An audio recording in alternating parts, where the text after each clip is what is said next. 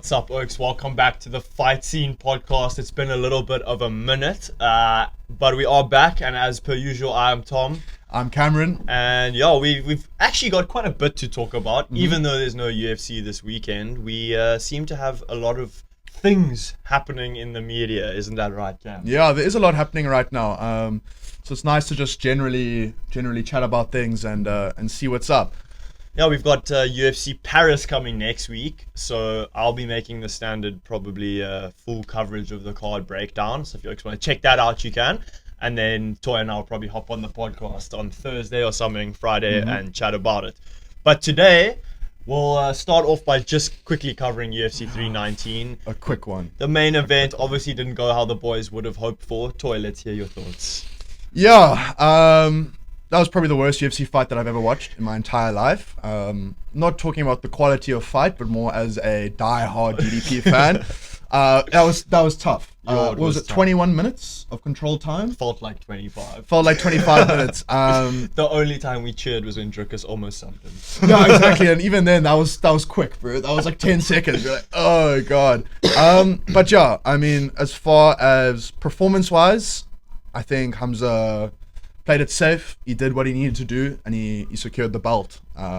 He wasn't pressing DDP or Drickus. He wasn't threatening submissions. No. There was no finished potential with Hamza, I thought. I think that's what the surprising thing was, is after all his big talk about I'm gonna smash, he did dominate the fight. There's no denying it. But he didn't look for a finish at any point. Bro, how can you have someone in a crucifix, the most insane position there is? Yeah, literally. And just do love taps? I don't know.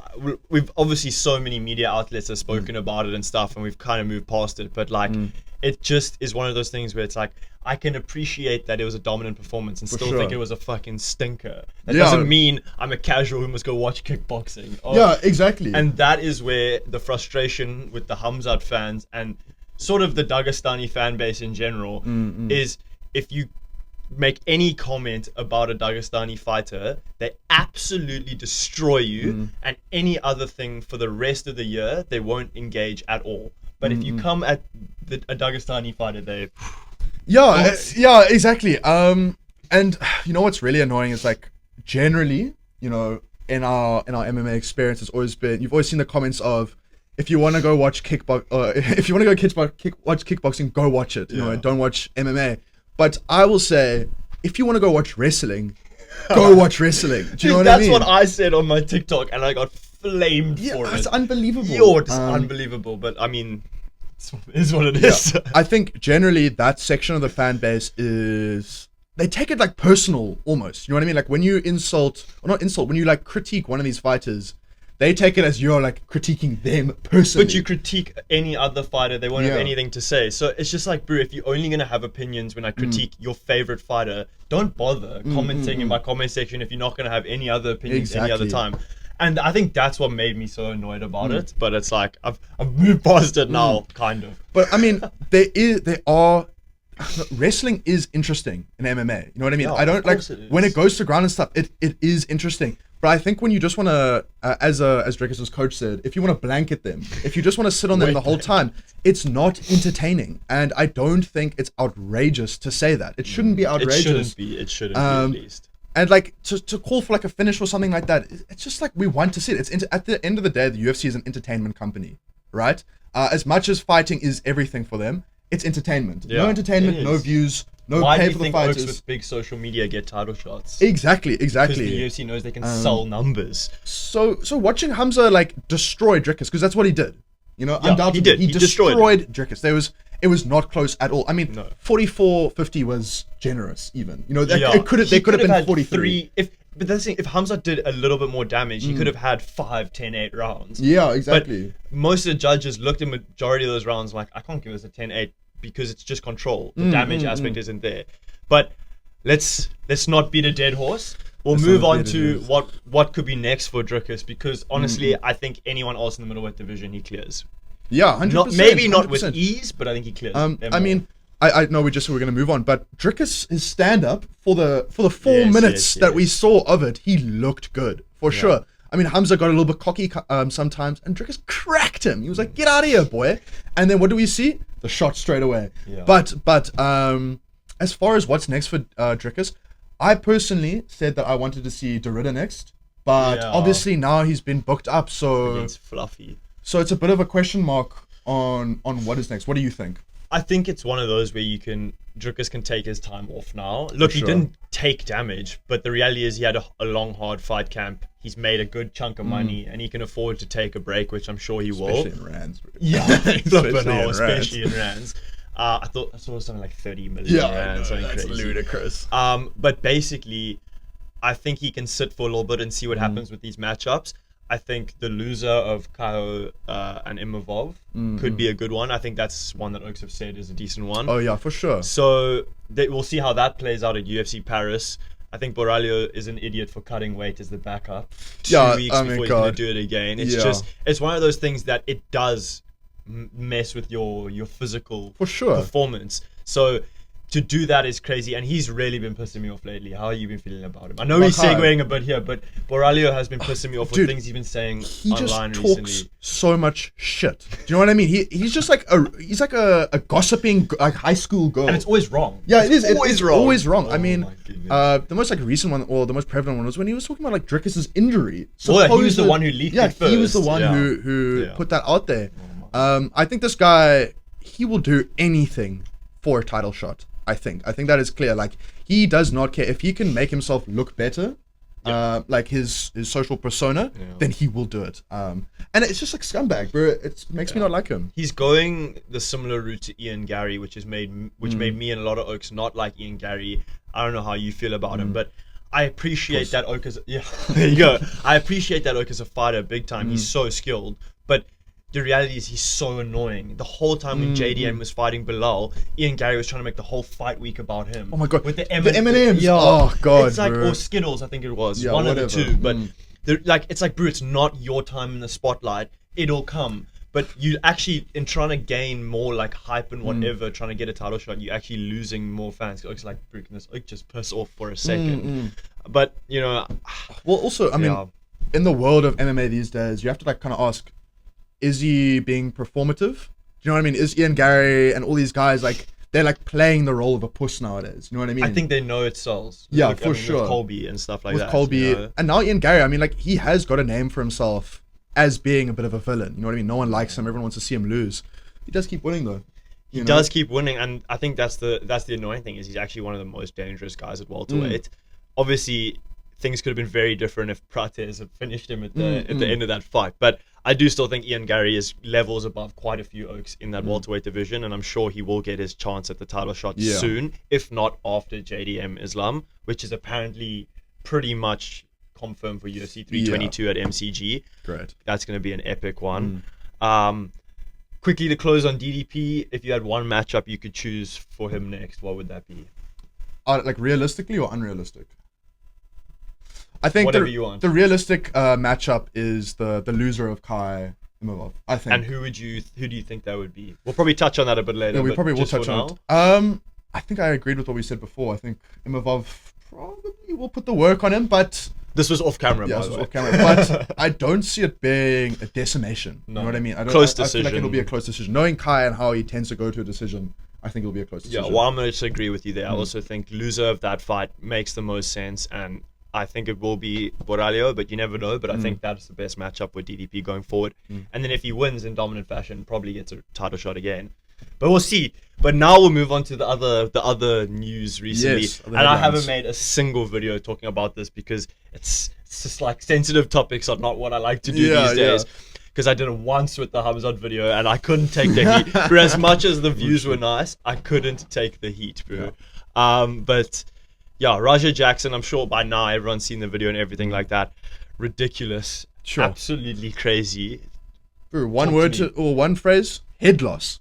Absolute head loss. I mean, like, what was he thinking? Like, that is probably one of the stupidest things I've ever seen. As far as like dangerous and crazy, just stupid. Like, why would you ever do that? It was crazy, bro. Like the amount of overkill was just insane.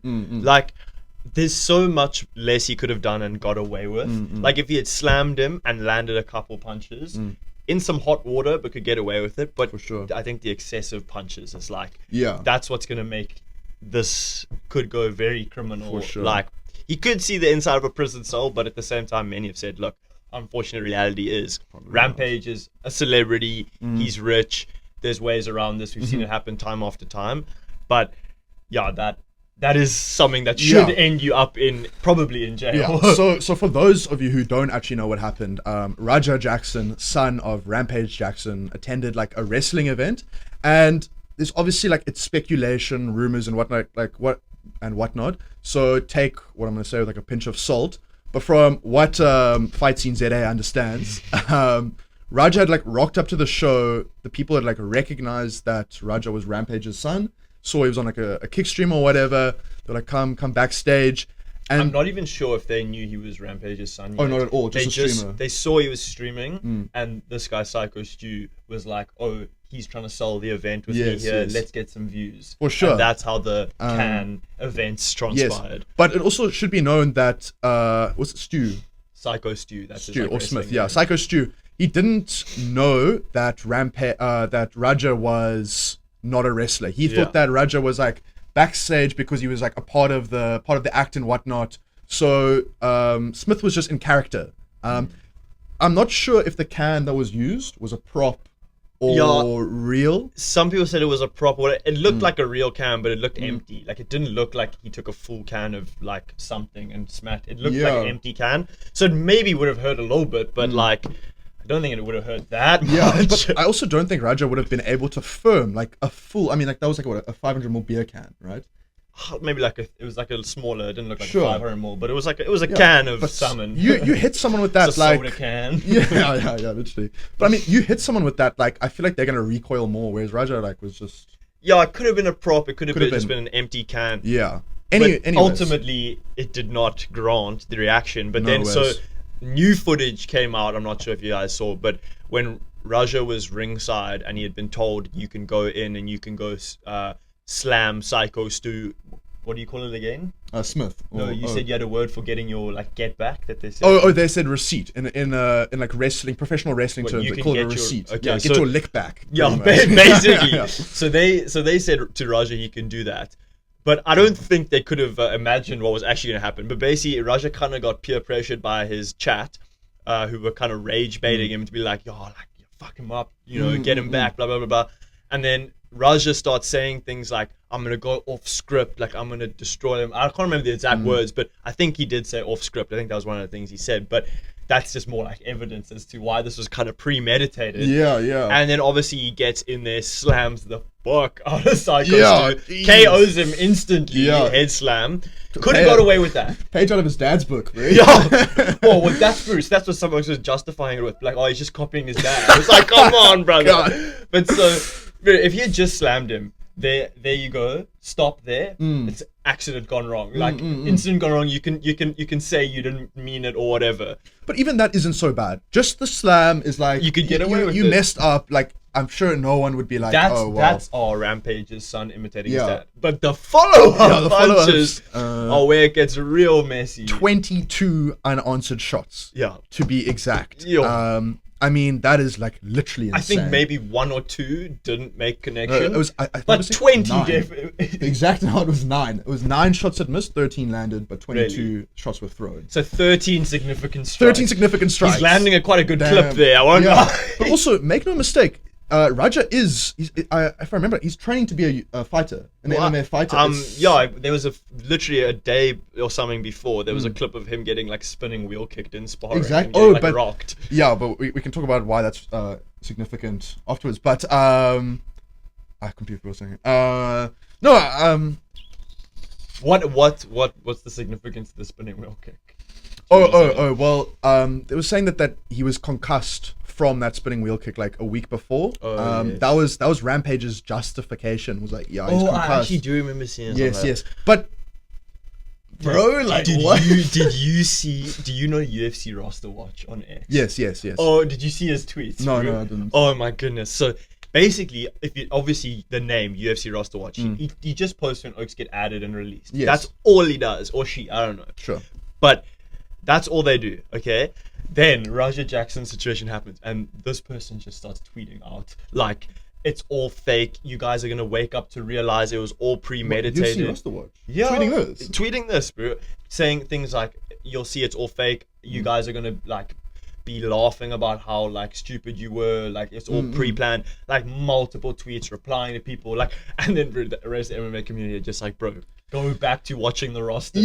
Shut up. Get back to no your one job. wants to hear your personal opinion." But like also, what a what stupid personal opinion. But there Oh are my lots God. of people defending Raja. You know, I think it's just because it's like Rampage's son, and like because I'm sorry, but there is no defense for this. This is like so stupid. Like you can't defend it in any any. We can't say it was like an accident or a misjudgment because of the pure what do you call it, amount of damage that he did. It's like that's not just an accident. That's not self-defense. So we always like to talk about what's next for fighters, but like what is next for Raja after that? I mean, is he gonna get nailed legally? I don't know. I feel like he should. I mean, this is an attempted murder case. There's something. He's got to get charged with something. Yeah. But I mean, ultimately, I think what will happen, and what happens with a lot of things is it's like he'll get this court case will start, and it'll just start blah blah blah, and it'll get to a point where no one gives a shit anymore because it's been so long. And he'll get some sort of a slap on the wrist kind of thing. I think like, probably a big settlement or something like that. Yeah, that because Psycho Stu woke up, and if he doesn't have permanent damage, could just be a little payout. Dude, if he doesn't have permanent damage, oh my God. I don't know. I saw a photo recently, or I think yesterday or the day before. He was awake and like conscious in the hospital, so that was a good sign. But I don't know. I think he himself hasn't made a statement yet. So we'll see. There's got to be some ramifications, but like I said, I think. What do you think? I think, bro, that whole Jackson family is just so problematic, unhinged, chaotic. Rampage is the most unhinged. Yeah, I mean, like, I'm sure, like, you've seen some of his like stream clips, bro, where he's just like borderline sexually assaulting women and like doing all this stuff. He used to do it in the UFC as well, the reporters and stuff. I know, but like, now he's just like getting away with it on stream also, and I'm just like, dude. That family is just asking for legal trouble. You know what I mean? They are asking just to get nailed by the law. They're so unhinged. I saw this tweet. So I watched MMA Guru's video in response to Rampage. And in it, he brings in this tweet that Rampage made. And Rampage goes, apparently he has Japanese sons. I didn't even know that. But he made a tweet saying, I put aside a college tuition for my Japanese sons. And I put aside a bail tuition for Raja because I know he gonna get locked up. And it's like, bro, he predicted these Not things. so funny now. Yo, that is actually tough, eh? Yeah. I mean, it's crazy. But silly situation. I guess we can only wait and see what happens now. Yeah, I think it's gonna be one of those that drags on for you think so it's gonna blow over? Everything does, bro. There's That's gonna true. be, especially in the world of UFC and MMA, where Oaks Online and fighters and journalists are saying the most unhinged things constantly. It's the only sport where it's consistently happening. So something's going to replace it. Bro, McGregor's dick pics flew over in a week. It was done. Like nothing now. Yeah. So I think it's going to end up blowing over and there's going to be a new scandal or a new thing people are talking about. It always is. However, the one thing that makes this different is it wasn't just the MMA community that saw it. This was like the streaming community saw it. He got banned off Kick and all that. So yeah, well, of course he did. I mean, deservedly. So I mean, the ramifications could be bad for old Raja. Really but bad. we'll move on. We'll move on into a different segue. Sure. You can introduce this one. So I'm very interested. We've seen Oliveira has been announced to fight Fiziev, right? 11th of October. UFC Rio. Yes, yeah, that's cool in Brazil. And my only stipulation on that fight is Oliveira just got absolutely flatlined. He got absolutely destroyed by Topuria. And now he has a 4-month layover before he fights Fiziev. Dude, I don't know how smart that is. It's too early. It's too early for someone who's just been rocked. If you want to take a recent example, Nikita Krylov fought Dominic Reyes, got flatlined. 3 months later or something like that, fights Bogdan Guskov and gets flatlined. So it's bad to return too early. And Oliveira, maybe he's planning a retirement in Rio. I don't know. He's getting old now. 35 years old, I believe. He doesn't have much time left on the clock. I mean, he's probably got like, what, 2 years? 2 years, 3 maybe. I saw a thing that he wasn't planning on retiring, but it's like UFC Rio in Brazil. Why would you rush a comeback if you're not trying to? I don't know. Maybe he just wants to fight in Brazil. I don't know, but silly decision, eh? Yeah, I think, Oliveira is known as being like this lion like character. You know what I mean? He's always gonna fight. He's not scared of anyone. But I think that he's taking it too far this time. I mean, 4 months. I mean, you talked about Krylov now, but I mean, Volkanovski, probably the most prominent example in recent history. Like, we've seen the aftermath. We've seen what happens. Yeah. I don't think it's going to turn out the way he wants to. And it's going to suck. If Oliveira gets really badly injured by like a Fiziev flatline, then it'd be what? sad to see. Yeah. I don't know if I think Fiziev has what it takes to knock him out. For sure. Fiziev doesn't look like the same killer he was when he burst onto the scene. He definitely doesn't. 2 fights with Gaethje is rough, bro. But he had that big injury also, right? Yeah, against Gamrot, where he did his knee. And I think that's probably because he was always known as being this like speedy guy, like always so fast. Muay Thai kicks, lightning. When you go through that kind of injury, like it's your knee as well. It's not 100. It will never be how it was before it got injured. So you're right. I mean, that could have affected him big time. It probably did. But he looks nowhere near the killer he was when he came onto the scene. He did just beat Bahamondes in what looked like quite a dominant showing. Yeah. So I think he has what it takes to defeat Oliveira, but I don't think he has what it takes to knock him out. You say that now, but it's also like, how good is Oliveira's chin? We actually don't know. First time he gets knocked out. That's true. In a long time. It's just like that rush back. Not stoked. But time will tell. 4 months down the line, we'll see how he goes. But it'll be an interesting fight. See if he can recover.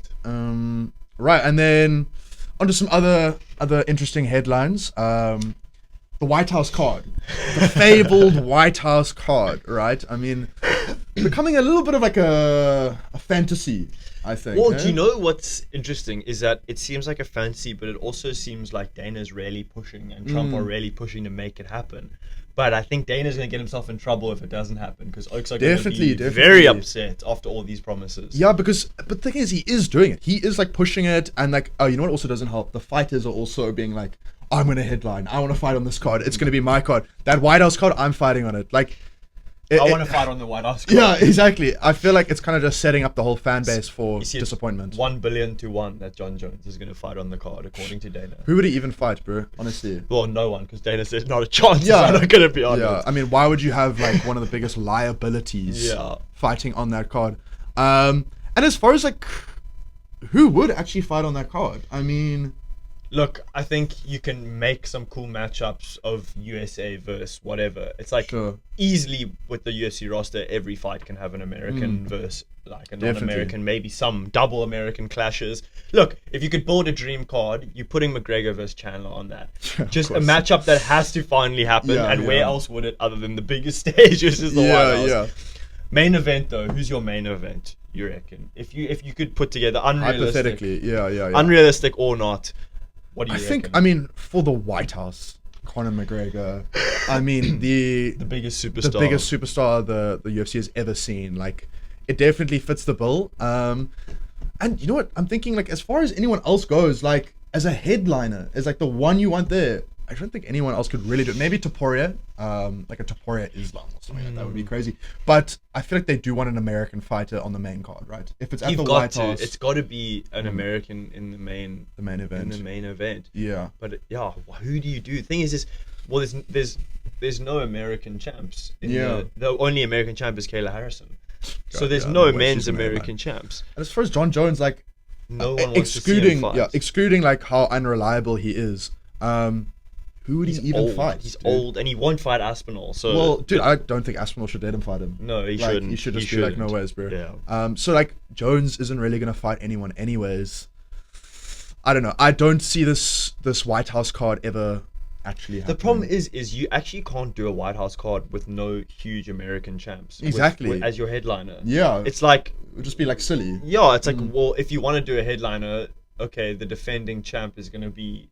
What, fucking Ankalaev or something? Yeah, exactly. I don't know. Or Aspinall. It's like, you can't That would just be weird. Imagine a Russian headline in the UFC White House card.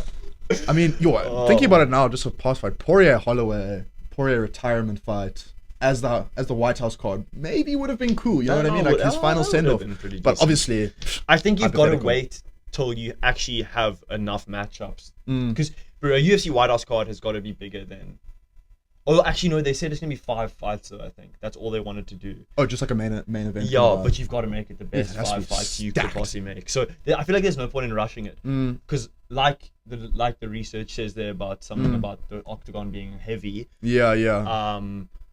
Major logistical hurdle having that like massive octagon there. I don't know how they would make it work. So I think you can take some time to figure that out while you wait to see what fucking huge matchups you can make in the future, because it's got to be huge. It's got to be. It would be very cool if they just threw all the stars though, like Topuria, Islam, Jones, McGregor, all of the guys just on like that White House card. Oh my god! Let them juice, bro. Let them juice. Let Roy did McGregor. Roy did Jones. Yeah, just don't test them. Bring Overeem back. Let's get him back. Yeah. Oh, I watched this documentary the other day. Oh really? Bro.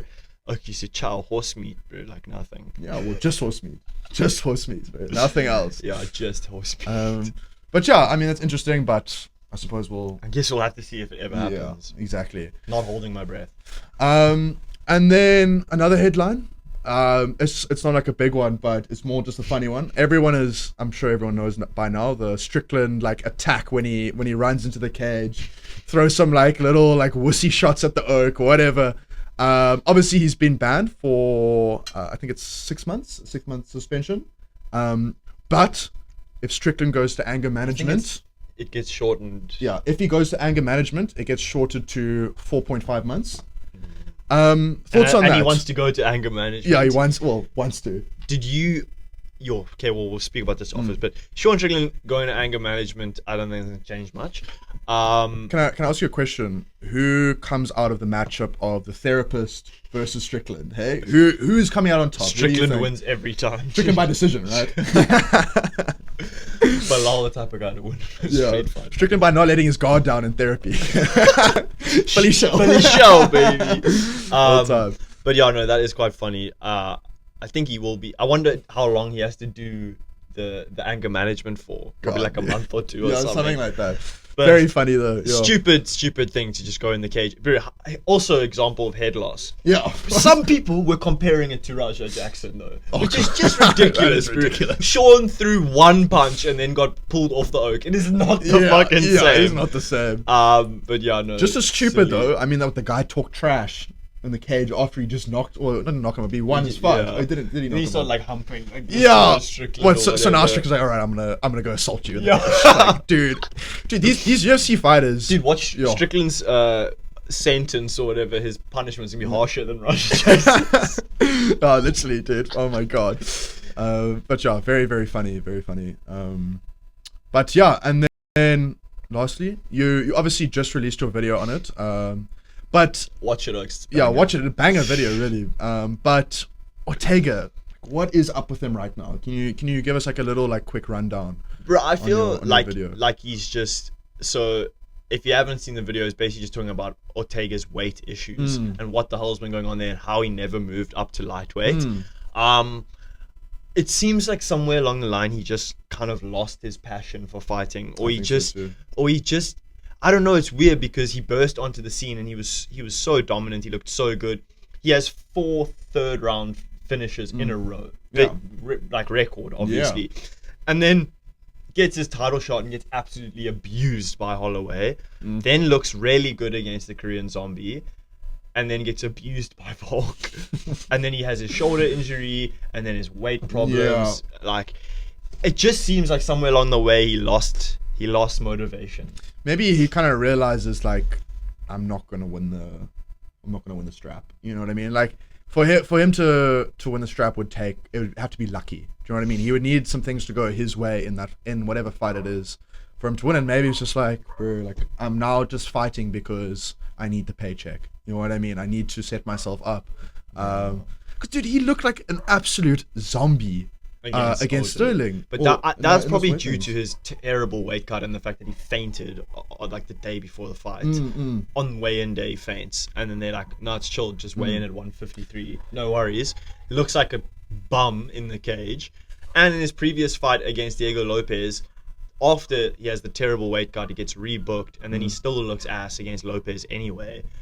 I don't know, bro. It just looks like for some reason he never decided to move up to lightweight. He kept destroying his body with these cuts, and it showed in the title fights more than anything. Both of his title fights, he didn't look like he had a chance of winning it at all. Levels. In his one against Max, he hurt him once at the beginning of round 4, and the rest he got dominated. Yeah. So I don't know. He must have lost it somewhere along the way. Yeah, it's just like, and we'll never like properly have the right answer, but like it's so interesting why he didn't just move up, because he's been talking about it. It's not like this is something that we are like discussing within ourselves. He's openly said in interviews like, I'm aiming to move up to lightweight, and it hasn't happened. Yeah, And never it's did, and I don't just think like, it ever will. it's weird, and it feels silly by him also, because you are literally just torturing yourself, like Just to lose. yeah, literally you are harming yourself to lose. Your brain. I You're don't literally know. dehydrating your brain. Yeah, exactly. So, okay, I got some more things. Like, I got another question, but we'll finish with, what do you think Ortega's next move is here? Does he retire? Is he getting cut? Does he move Yeah. up? What's your take? Dude, after this fight now, he either moves up or he's cut, I think. I don't think there's a place for him at featherweight anymore. I mean, And if he moves up, who's he fight? I don't know. I mean, lightweight division is stacked, which is nice. You know what I mean? You But could always there's score a someone. bunch of bums who need to fight. They're just sitting on rankings. Yeah, right that is now. true. But like maybe someone, I mean, Ortega was scheduled to fight Moicano, right? No, Moicano at no. one point in time. No, he fought Moicano He fought- already and guillotined him. But I don't know, maybe a lightweight fight between the two could be I also interesting. think good matchup between Yeah. the two. But Moicano said he doesn't want to fight Oaks like outside the top 10 or whatever. But he's ranked 11th and he's coming off a loss Yeah, against Dariush. that's very silly. Like, that's the type of shit that pisses me off. Yeah. Especially in the lightweight division. I'm actually over here. If you look at that, I'm doing a video this week, tomorrow, about my matchmaking in the lightweight division. Nice. Pretty unrealistic, Sure, but but it's interesting. got to be done. Something's got to be Yeah. moved around here. But Stay tuned. Stay tuned. but what I will last Yeah. prompt from me, and then Sure. anything more you want to Yeah. say. But weight cutting is Yes. so stupid, and the only reason fighters cut weight is because fighters cut weight.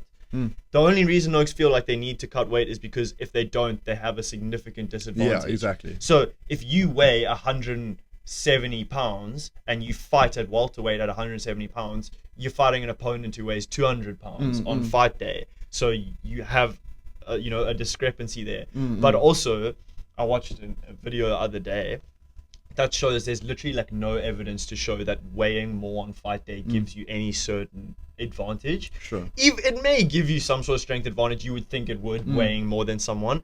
But surely if everyone just stops cutting weight, or at least drastic weight cuts, cut 5 or 10 pounds, Sure. not 30, you know? Yeah, I mean, obviously it's a novel idea of saying it, like, why don't you just cut 5, or why don't you just fight at your weight class? But like, if the UFC actually wanted to solve this, they would have to change But it's not how they do it. Yeah, That- but it's at the not end even of the the UFC, day- it's MMA. Yeah, of course, sorry. I mean, yeah, Like, you're but right. but what I'm saying, I get your point though. Like, if the UFC as an organization want to change it, they could implement rules. But the reality is the whole of MMA, boxing, just combat sports, has to change. The entire like thing has to do a 360 or not 360, a 180, and change into, okay, no cutting this much weight, hydration tests. One FC, one FC fighting championship.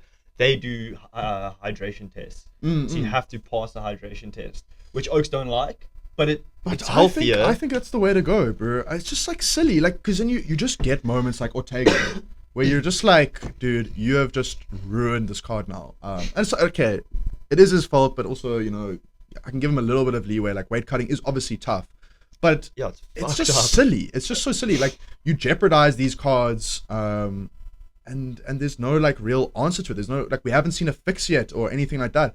I think if the UFC wanted to address it, they would have to change it. Maybe follow like boxing more so in that sense, because I believe boxing is a little bit better. Oh, really? Like, people fight closer to their natural weight class. I think, and I could be completely wrong here, but it's more like maybe they're weighing in like on the day or something like that. I'm not really sure about boxing. Yeah. I don't watch any fucking Neither. boxing, to be honest. But I see that as a better pathway to what we have now, where we have people like literally killing themselves to make weight.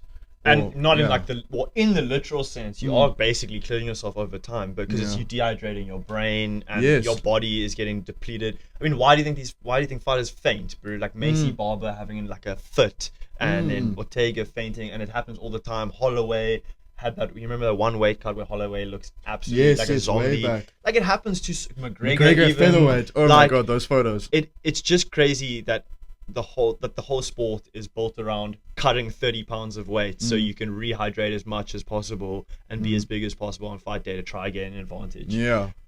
And you're already going to be taking brain damage in the fight anyway. But I mean, it's one of those things, like you said, it's like it has to be such a big shift within a whole organization to actually change it. I also just feel like weight cutting, it maybe even like harms the quality of fights that we have, you know, like as much as you might claim that a fighter is like 100% ready, like you cannot be 100% ready in that octagon if you are cutting like extreme amounts of weight. It's so bad for your body. Your body physically cannot be in top shape, I think, in these fights. Do you know what I mean? If you're cutting vast amounts of weight. Especially because of how quick they do it. Because they'll stick to a good training and diet regime for the whole camp, but then it's in like the last week or like last few days is when they just destroy themselves. Like they go sit in the saunas, they like wear all those big body suits, they and they absolutely kill themselves. Like, and I'm sure you seen the clips of TJ Dillashaw back when he had to cut for flyweight just to get knocked out in like something else like 30 seconds or something. It's like, it's crazy what these oaks go through. And it's like, on the one end you respect the hustle because it's like, you know, that takes crazy mental and physical toughness, but on the other end you're like, bro, you killing yourself. Yeah, dog. literally. And I don't think if you asked any MMA fan like what they thought of weight cutting, I feel like the opinion is just the same. Like, yeah, like I'd prefer if it didn't exist. I'd prefer if fighters just fought closer to their natural weight class and they didn't have to just obliterate their bodies trying to make weight. I think you made a good point there though, that it severely harms like the quality of fights and also like when you have things like oaks having to drop out and stuff because they had such tough weight cuts. It's like there could be a way around it to have this stop, you know, and have this happen less often.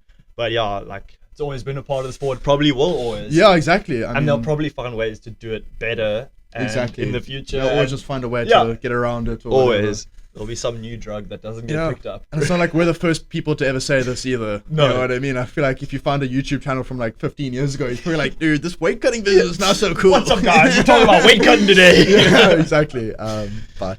But yeah, I mean that's it from my side. Anything else to add? I think that I think we've covered like the most recent stuff, and yeah, I mean, it's funny how the podcast that had the least amount of UFC to talk about became the longest one. But it was lekker. We haven't had it in a while, so it was good to have a little bit of a chat and just talk about recent events. Always interesting. Of course. Always like a chance to weigh in. And let our voices be heard, whether oaks give a shit or not. But yeah, subscribe to the YouTube channel, like the comment, the bell on. Come on. Yeah, subscribe, click the bell, on. Drop a like, drop a comment. Yeah. Oaks, I'm posting a YouTube video every day this week. It's going pretty good, so you guys just check that out. But yeah, as always, thank you so much for watching. I've been Tom. I've been Cameron. And we'll see you in the next one.